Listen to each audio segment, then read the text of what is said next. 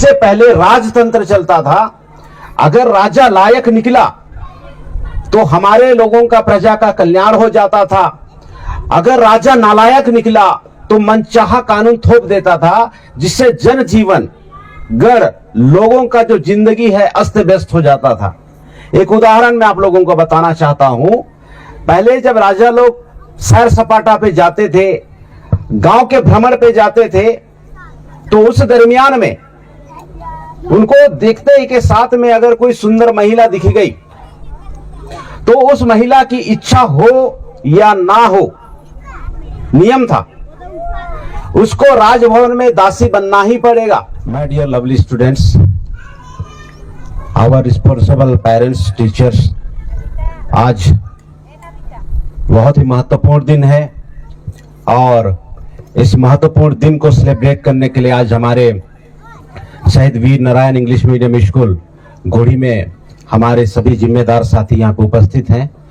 और मैं शुक्रिया अदा करता हूँ स्कूल के डायरेक्टर मिस्टर सुनील खलखो जी का, जिन्होंने मुझे इतना गौरवशाली ये पल प्रदान किए हैं कि मैं आप लोगों के बीच में आज की जो बेहद ही महत्वपूर्ण संदेश है, मैं चंद शब्दों में, चंद मिनटों में मैं कर सकूं।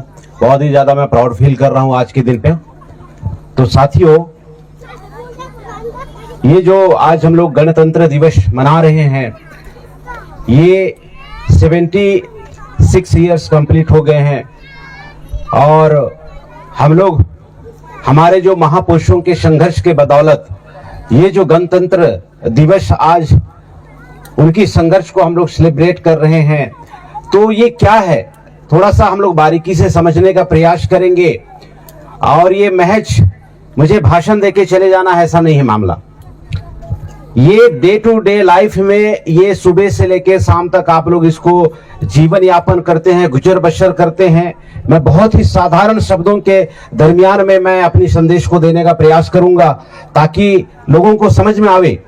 तो साथियों, ये जो गणतंत्र जो शब्द है, गणतंत्र दिवस अमर रहे, अमर रहे हम नारा लगाते हैं। तो ये जो गणतंत्र का जो शाब्दिक और सरल अर्थ है, गण मतलब लोग, तंत्र मतलब व्यवस्था, लोगों की चलने वाली व्यवस्था, लोगों के द्वारा चलाने वाली व्यवस्था, गणतंत्र। तो 1950 में, 26 जनवरी 1950 में साथियों, ये संविधान लागू हुआ देश को चलने के लिए, देश को चलाने के लिए, यहाँ के लोगों के हित के लिए। तो यहाँ पे जितने भी जो अनुच्छेद लिखे गए हैं संविधान में, आर्टिकल्स लिखे गए हैं, वो जनता के कल्याण के लिए लिखे गए हैं। ये हमारे लिए बहुत बड़ी उपलब्धि है, क्योंकि इससे पहले राजतंत्र चलता था। अगर राजा लायक निकला तो हमारे लोगों का, प्रजा का कल्याण हो जाता था। अगर राजा नालायक निकला तो मनचाहा कानून थोप देता था, जिससे जनजीवन, गढ़, लोगों का जो जिंदगी है अस्त व्यस्त हो जाता था। एक उदाहरण मैं आप लोगों को बताना चाहता हूं।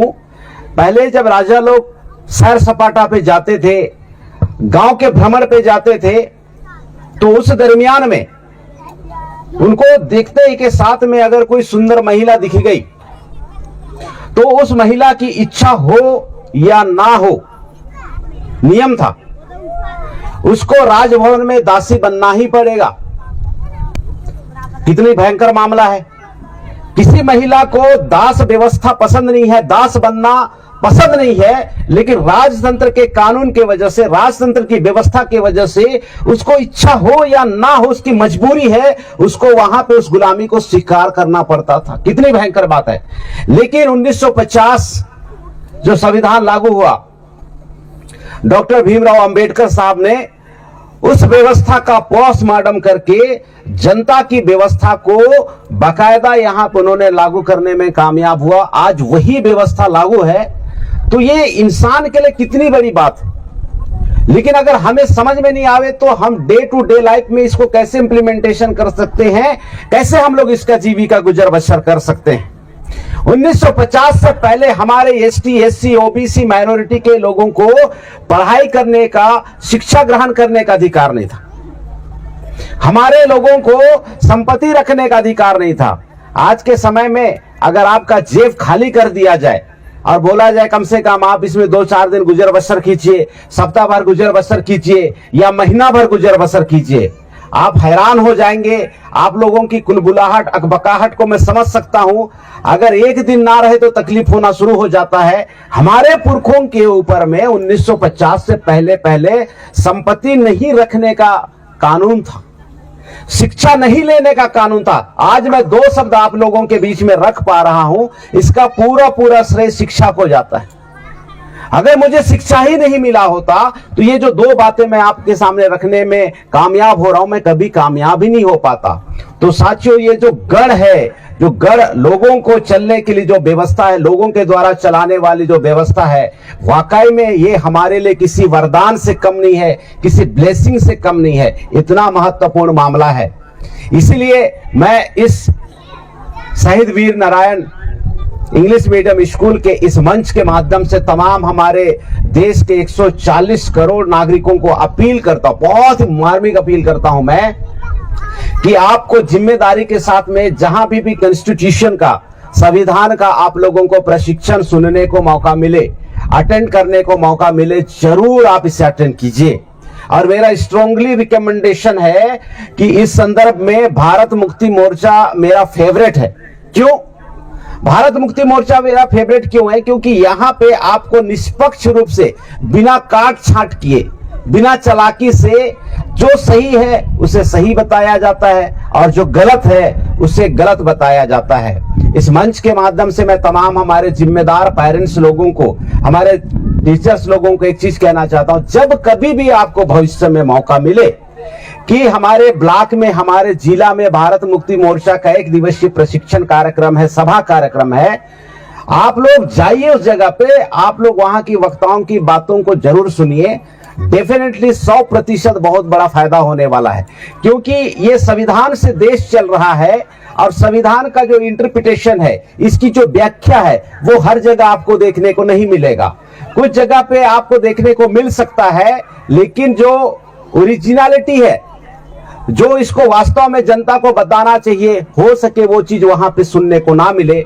लेकिन मेरा व्यक्तिगत अनुभव है कि भारत मुक्ति मोर्चा इस मामले में अव्वल दर्जे का काम करता है। तो आप लोगों को जब भी मौका मिले, आप लोग जरूर उस जगह पे जाइए, इसको सुनिए, क्योंकि इससे देश चल रहा है, देश चल रहा है और किस रूप में चल रहा है इसको जानना बहुत जरूरी है। आज हम लोग इकट्ठा हुए हैं इसको सेलिब्रेट करने के लिए, आज इकट्ठा हुए हैं, आज हमारे बाबा साहब अंबेडकर की जय जयकार करने के लिए, बाबा साहब अंबेडकर अमर रहे, अमर रहिए कहने के लिए हम लोग यहाँ पे इकट्ठा हुए हैं, सेलिब्रेट कर रहे हैं, खुशी कर रहे हैं, खुशी महसूस कर रहे हैं, खुशियां मना रहे हैं। और ये खुशी मनाते मनाते साथियों, इस बात को विशेष रूप से याद रखना कि जिस मंशा के साथ में डॉक्टर भीमराव अंबेडकर ने संविधान को लागू किया देश के नागरिकों के लिए, क्या आज सबसे महत्वपूर्ण बात है समझने वाली, आज के इस समय में क्या उस मंशा के अकॉर्डिंग देश में सरकार चलाने वाले लोग, देश में प्रशासन चलाने वाले लोग और जो अपने आप को जनप्रतिनिधि कहते हैं, वे लोग आज के समय में क्या ईमानदारी से, पूरी जवाबदारी और जिम्मेदारी के साथ में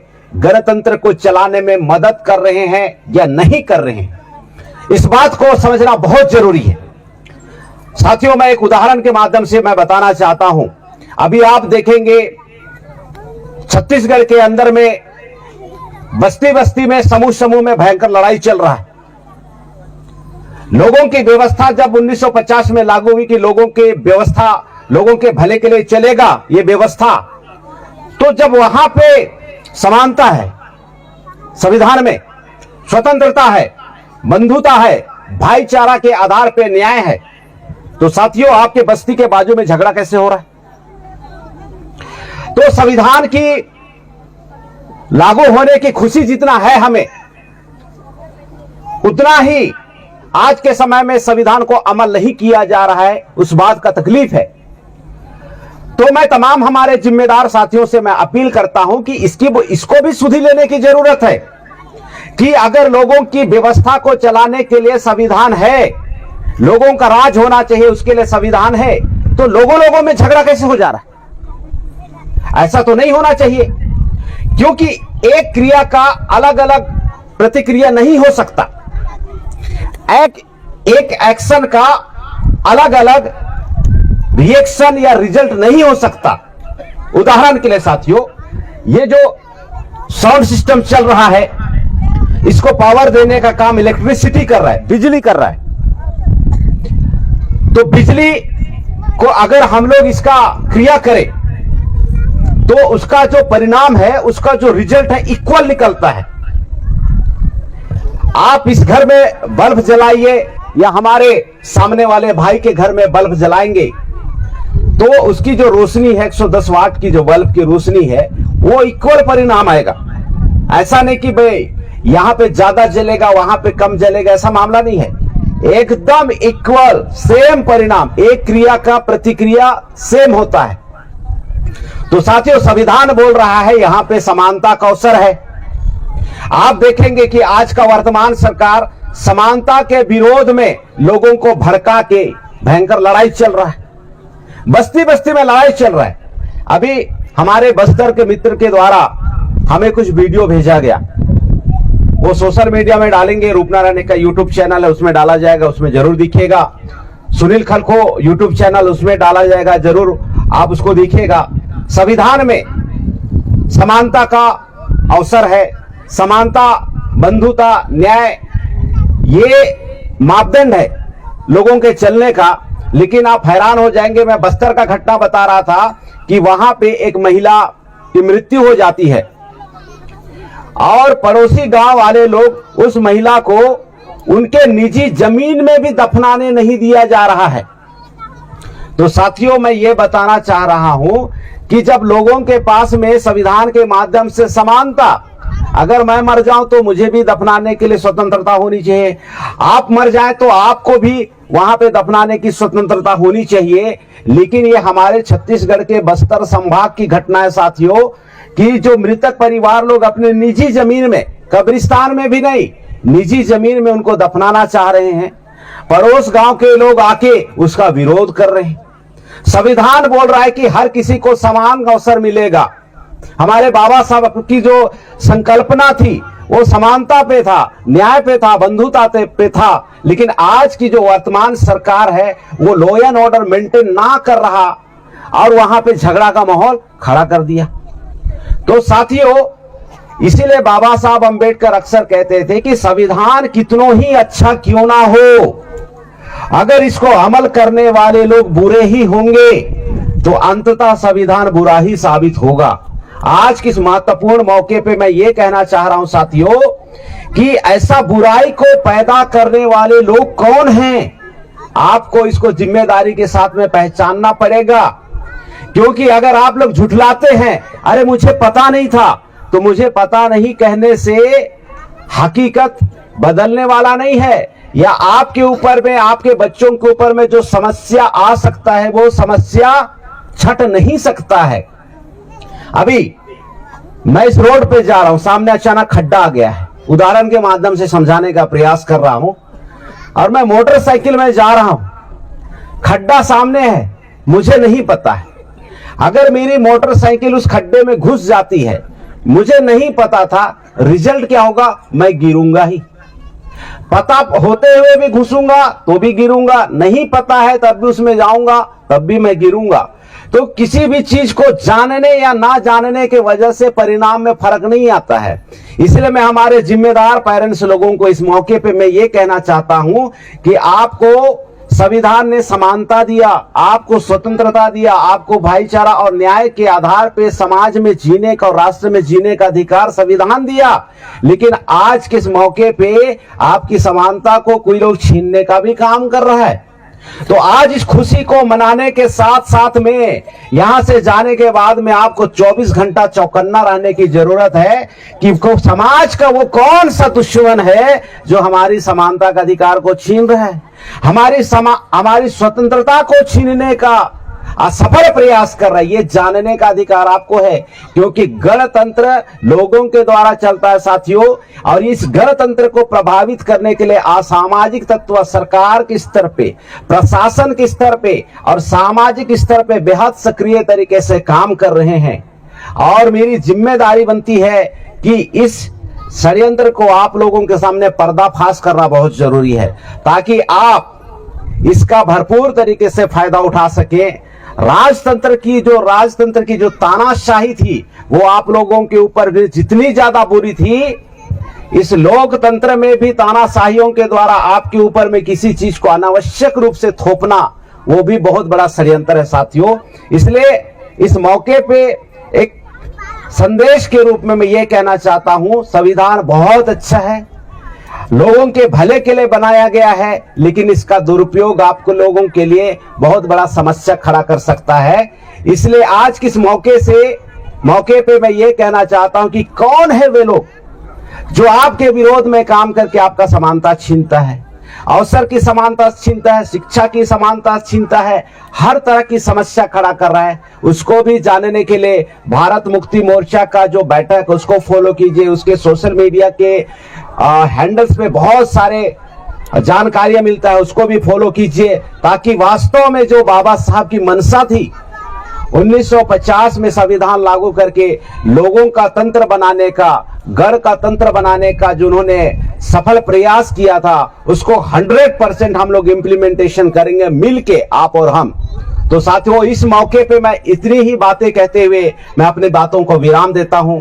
आप सभी साथियों का प्यार के लिए और इस अवसर के लिए, मौके के लिए मैं तहे दिल से शुक्रिया अदा करता हूं। बहुत बहुत धन्यवाद। जय मूल्यवासी।